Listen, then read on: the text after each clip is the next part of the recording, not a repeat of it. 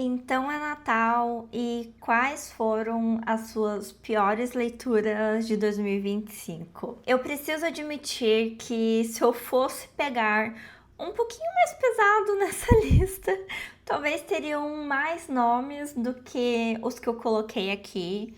Mas pensando no espírito natalino, no espírito de ano novo, de paz, reconciliação, tentei realmente pensar no que eu não gostei, nos livros que talvez eu não manteria na minha estante, nos que eu tive uma experiência ruim. E vamos pensar, gente, já fazendo aquele disclaimer, que isso diz respeito à minha experiência, aos meus gostos pessoais de leitura. Eu não sou crítica literária, então tem livros aqui que com certeza alguns de vocês devem amar de paixão. Um em específico que eu tenho certeza que a polícia do YouTube vai vir aqui com certeza reclamar comigo. Mas eu preciso ser sincera, honesta e transparente, porque eu preciso falar das minhas piores leituras, não da de vocês, não do que vocês querem ouvir também, porque vocês estão no meu canal e se vocês não tivessem interessados em saber como que foi o meu ano, vocês não estariam aqui, não é mesmo? E para começar, eu tentei pegar aqui na minha lista e acabou sendo por ordem do que eu realmente li, né, ao longo dos meses, assim, ordem cronológica. E o primeiro livro que acabou acontecendo aí de ser a minha uma das minhas piores leituras de 2025, e eu tô olhando para baixo porque eu tenho o meu caderno aqui com uma colinha, foi O Papel de Parede Amarelo. E, gente, esse é um livro que eu tava há tanto tempo curiosa e as pessoas falavam tão bem dele para mim. Ele tem uma premissa simples, assim, é uma mulher que ela acaba ficando presa, sim, no seu quarto e ela começa a ver coisas em um papel de parede amarelo. Quando você vai pro conto, o conto ele é um conto, né? Ele é super curto, ou uma novela, não sei, gente. Qual o limite de páginas para ser um conto, uma novela? Não sei. Mas é uma história super curta e a gente fala aqui de uma mulher que ela realmente teve um filho, teve um bebê, e você percebe que ela tá passando por questões de saúde mental e ela não quer transparecer isso pro marido. E apesar dela ter pedido assim ajuda em alguns momentos, ele é médico e ele diminui aquilo que ela tá sentindo, e a gente vai ver então como ela vai lidar com esse sofrimento psíquico em uma época que, obviamente, não era dado valor para o sofrimento psíquico feminino, não que hoje seja dado muito valor para o sofrimento psíquico, né? Somos todas histéricas ainda, mas que era claramente pior. Então, ela começa a se perder dentro da própria mente e tem um papel de parede no quarto em que ela está e que ela começa a ter uma relação com esse papel de parede, ela começa a ver coisas e tudo.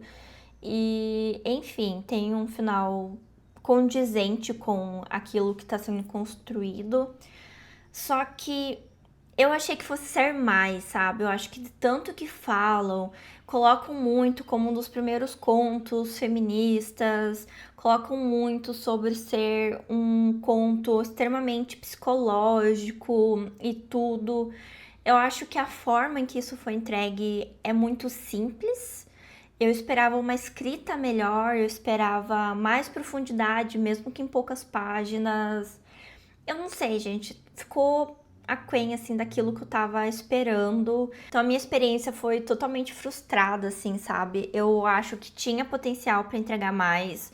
A história, o enredo, a ideia por trás de toda a narrativa, ela é muito interessante. Eu acho que dá para fazer muitas coisas, mas ficou no raso, não aprofundou. Eu acho que dava para realmente tirar bons insights de uma mulher nessa situação, dava assim para ter arrancado bem o band-aid e realmente expor o que uma mulher numa situação dessa vivenciaria. E, enfim, gente, eu acho que fez pouco com uma premissa tão interessante, então acabou ficando como uma das minhas piores leituras aí realmente de 2025. O próximo livro foi um livro que eu não sei muito bem o que eu tava na expectativa, assim, sabe? Eu acho que é o tipo de livro que eu já tinha ouvido falar muito. É um dos livros que inspirou, né, a obra do Tolkien. Mas eu tinha receio também de ler, porque eu achava que era poema e tudo. Eu tenho minhas questões, tenho uma dificuldade de ler esse tipo de estrutura, né, de texto.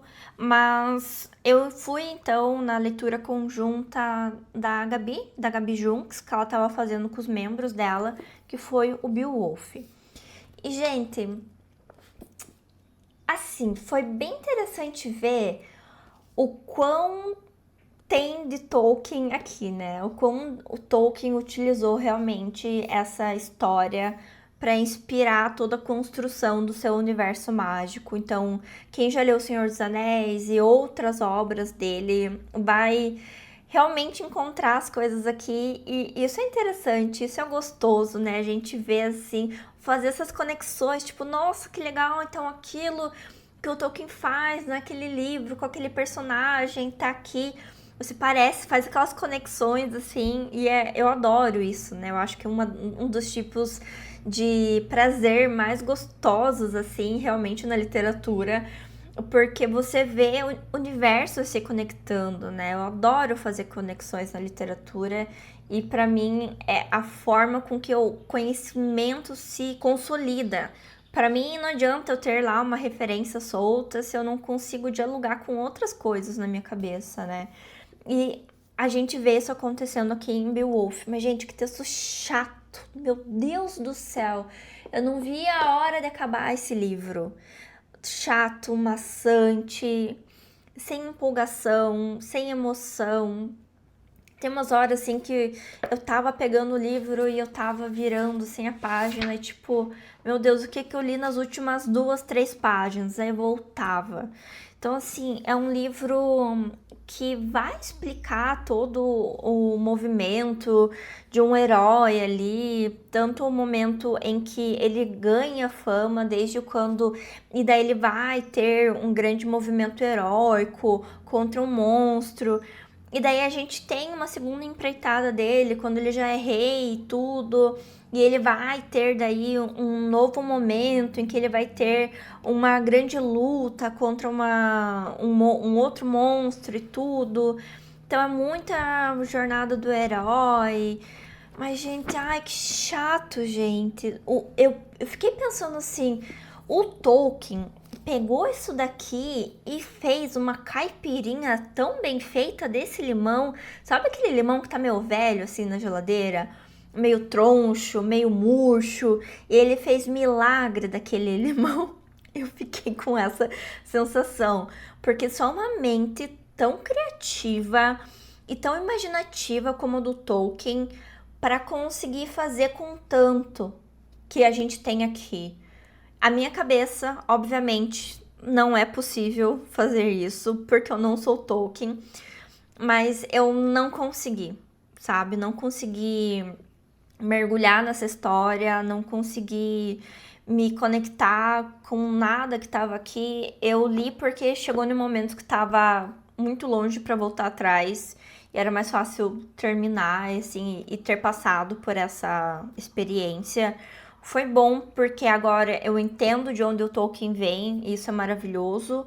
Eu sei, eu tenho esse conhecimento dentro de mim, mas é isso, gente, não passa disso. E agora, né, eu estou lendo, né, os romances do Machado de Assis em ordem cronológica. A gente estava lendo com a Biblioteca Secreta, e em todas as minhas pesquisas, e eu tava fazendo aulas, né, para introduzir cada livro, né? Então, quando a gente ia iniciar um livro da ordem cronológica, eu parava, pesquisava e tentava entender as influências, o movimento, o momento histórico, como que estava a vida do autor naquele momento. E se eu não me engano, foi para Memórias Póstumas de Brás Cubas que uma das principais referências que surgem no que os pesquisadores dizem é o Viagem ao Redor do Meu Quarto, que eu não peguei, mas eu tenho aqui, que é este livro aqui. Eu achei bem bonita essa edição da 34, E ele é diagramado assim, então ele tem um espação aqui do lado e ele fica mais nessa parte. Então, eu li nessa edição aqui. E, gente, eu tava com grandes expectativas, assim, né? Quando esse livro foi escrito, foi num momento em que estava sendo muito falado, né? Muito divulgado livros de aventura, de viagem. Então, livros em que as pessoas falavam sobre suas viagens de navio, descobrindo novos lugares e tudo, esses livros de viagem, viagem ao redor do meu quarto, viagem ao redor do mundo, viagem, viagem, viagem. Então, aqui a gente vai ter a história de um oficial que ele se envolve numa briga e ele fica recluso, então a forma dele ser ali punido, né, pelo que ele fez, eu não sei se ele chega a matar o cara, não lembro de fato, mas a punição dele é ficar recluso em seu quarto. Não que seja assim, gente, a gente ficar recluso no nosso quarto que nem hoje, né, ficou ali ainda com o empregado dele cuidando, ficou com o cachorro dele, então assim, aquele quarto que era tudo cheio de tudo do melhor, né? E ele vai ter então digressões enquanto ele tá nesse período ali. Tudo indicando para ser um livro muito bom e pensar nessa viagem interna, né? Porque quando a gente está sozinho, só com os nossos pensamentos, tudo indica que a gente vai fazer um mergulho em nós mesmos, uma viagem interna. Mas aí pode ser uma expectativa errada minha, porque o nome do livro é Viagem ao Redor do Meu Quarto e não uma viagem interna, né? E é uma viagem ao redor do meu quarto e ele não se desprende disso. E é um livro, novamente, chatíssimo de ler. E dá para entender, assim, algumas referências que o Machado pega para suas obras. Mas, assim, gente, novamente como Beowulf, ok? Entendi as referências, mas ainda bem que eu terminei esse livro e me livrei. Porque ele é muito maçante, ele não emociona, você não se conecta com o personagem, você não se conecta com a história que ele tá contando. É um grande acumulado de frases e que eu não sei, não fez sentido pra mim, sabe? E ok, eu li, não vou dizer que foi uma perda de tempo, porque eu agora sei o que tá no livro, né? E sei como isso influenciou o Machado. Mas a que custo, né? A gente pode pensar dessa forma também. E agora, gente, a grande. Não, eu acho que sim, a grande decepção. Mas que. Não vou dizer assim que foi a grande decepção, porque eu esperava grandes coisas do livro. Deixa eu refazer. Deixa eu contar a história direito, né? No Papiro, que era o clube de leitura que eu tava conduzindo com a Thay, que era a leitura de calhamaços, nós estávamos lendo então o Conde de Monte Cristo. E eu tenho uma relação infantil com essa história, né? Que é baseada naquele filme antigo que eu assistia muito na TV. E eu tinha uma experiência muito boa com o filme, com a história. E essa jornada do herói sempre me atraiu muito, sabe? E eu sempre gostei essa jornada dele, como que ele se vingava dos amigos que o traíram e tudo. Então, apesar de várias pessoas comentarem comigo que eu não ia gostar do livro, eu tinha essa memória infantil de que eu gostava da história, sabe? Por mais que eu sempre soubesse que o livro não é a mesma coisa, eu gostava da história, da narrativa do Edmond Dantès. Então, obviamente, a gente acabou colocando, né, como um calhamaço aí do Papiro. E, gente, eu acho que foi um dos livros que eu demorei mais tempo pra ler, assim, sabe? Foi... Eu acho que eu posso linkar como a pior leitura, assim, pra mim, de 2025. Eu acho que tá no top 1, sim. Não porque foi o pior livro, assim, mas porque foi a pior experiência de leitura. Eu pegava o livro, assim, e não via a hora de largar o livro. Cada hora que eu pegava, assim, era um sofrimento diferente. E eu li por obrigação, porque eu tava conduzindo um clube de leitura sobre ele. Tinha que preparar material, tinha que preparar vídeo, tinha que preparar conteúdo, discutir com o pessoal e tudo. E procurar coisas relevantes. Sim, tem temas relevantes aqui, nesse livro. Mas eu acho que o grande momento em que esse livro me perdeu é que a gente começa a história, né, do Edmond Dantès com o ponto de vista dele. E daí a gente, até o momento em que ele tá no castelo de If, que é a prisão, né, pra qual ele vai, a gente tá acompanhando os pensamentos dele. E pra mim, o que importa pra mim nessa história é o Edmond Dantès. Essa transformação que ele passa. E daí a gente, depois que ele sai do castelo de If e tudo, a gente perde esse contato com ele. Muda a perspectiva da narrativa. A gente começa a ter contato com ele a partir do olhar de outras pessoas, esse olhar distante, e você não sabe mais quem ele é. Eu sei que isso tem um porquê, porque a gente não sabe quem ele é, da mesma forma com que os demais personagens não sabem quem ele é. Mas todo aquele deslumbramento, paixão e vontade de entender esse personagem, sim, pela linha psicológica que eu gosto, de entender os sentimentos, os debates internos, morais e tudo, eu perdi. E a gente acaba então se envolvendo em diversas narrativas aqui, algumas interessantes, outras extremamente chatas que eu queria pular um capítulo, mas não pulei. Li de ponta a ponta, palavra por palavra, isso eu posso dizer. Mas foi uma experiência péssima, Eu acho que sim, é uma história com uma boa história de vingança. Eu odeio o final. Eu acho que o final não tem uma conexão com os motivadores do Edmond Dantès. Eu acho que a história dele com a Mercedes também não tem um desfecho que faz sentido com o começo da história.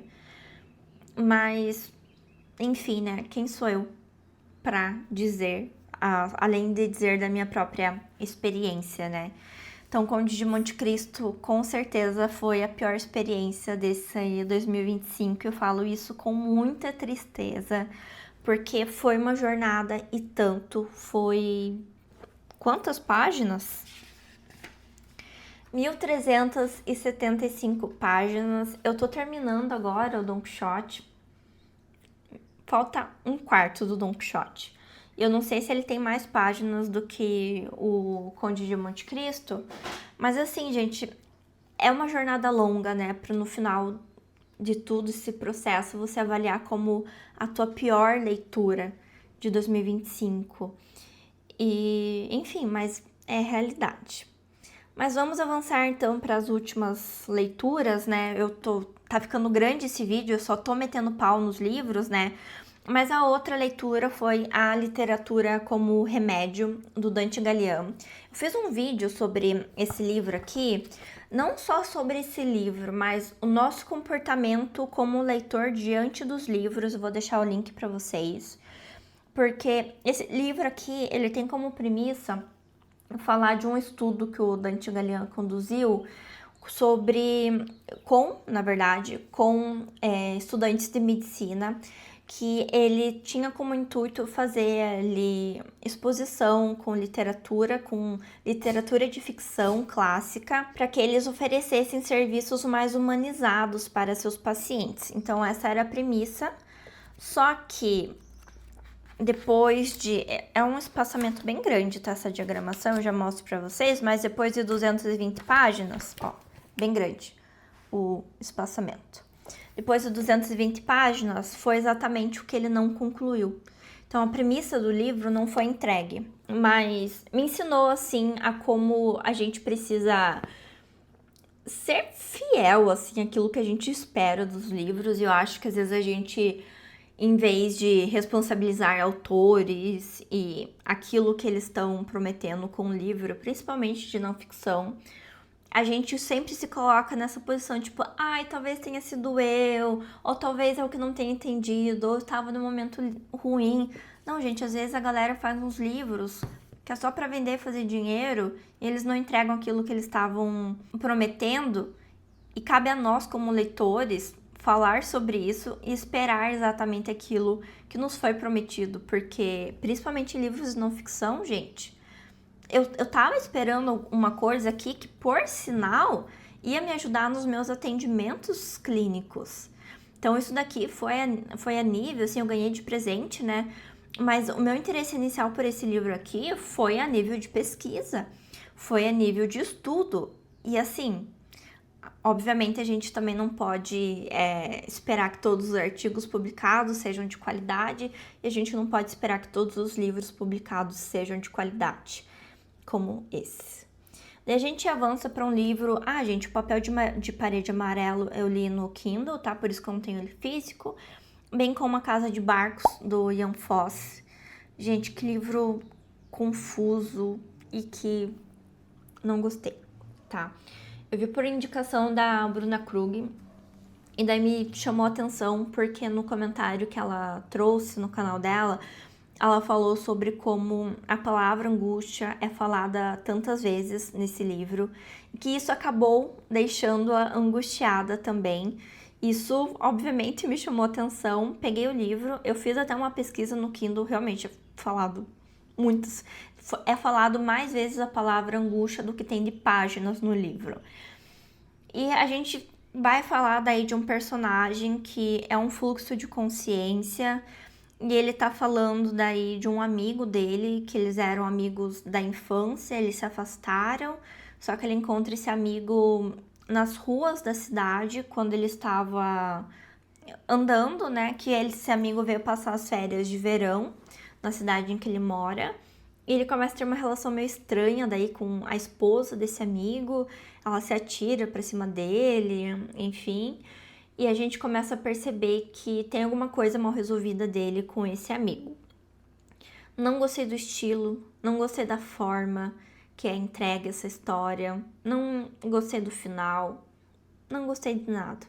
Li, acho que esse é um livro assim que na verdade eu preferia não ter lido, sabe? Mas ok, gente, bola pra frente.